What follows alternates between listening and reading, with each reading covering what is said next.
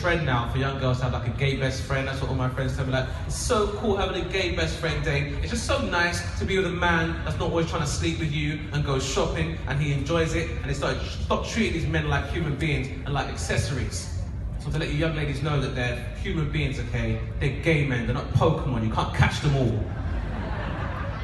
Angry at me because she thinks I'm an actual paedophile, right? So we're having this argument that neither of us are ever going to win, and it got to a point where I got so annoyed with her, I decided I was going to prove her wrong. I went, no! You're not allowed to be offended by this, right? But let's find out if it is offensive, I'll give you that. And the 14-year-old boy was sat next to his mum. So right, let's ask her, shall we? Mum, you own the actual 14-year-olds? I've been chatting up all evening. Are you offended by anything I've said? And she just went, take him with you, I couldn't give a fuck. Hope you're enjoying it. And then just walk off like you're a novelist.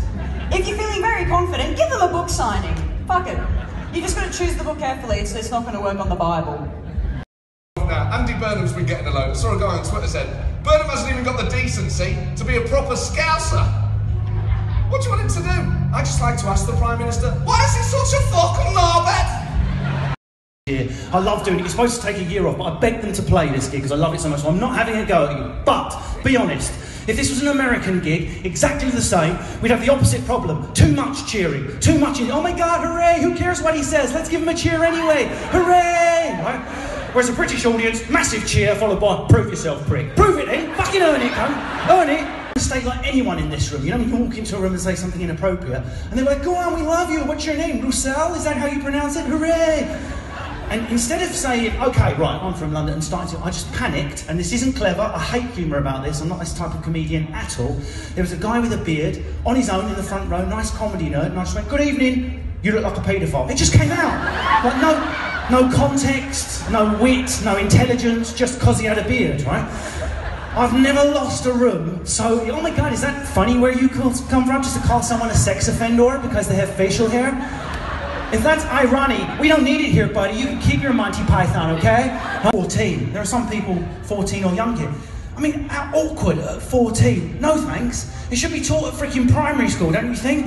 It should be taught when you're too young to be awkward about the facts of life. That's when it should be taught, like it is in Scandinavia. Guess where the teenage pregnancy rate is in Scandinavia? Right down here, yeah? But us in Denial City, it's up here, yeah? And even Scotland now. Scotland, primary school, mandatory. Not here though, not here. People like my dad going, you want to start teaching sex to little girl? You got to get past me first.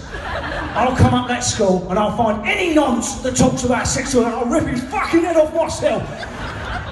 Or even better, Melanie Phillips on a Question Time the other week, floating on a cloud of fucking sulphur, right?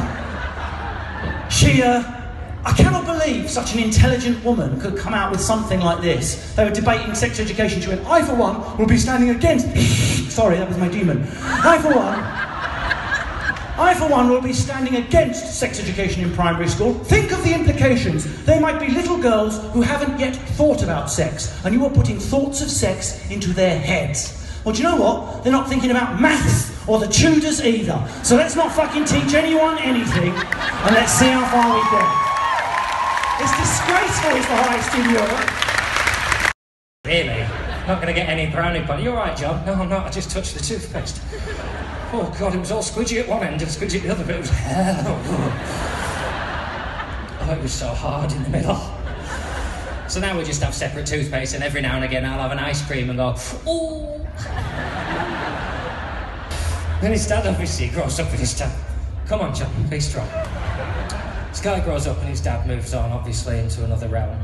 And he's on the bus one day going to work or whatever, and he puts his scarf down on the bus and he stares out of the window and he's thinking about how great everything is.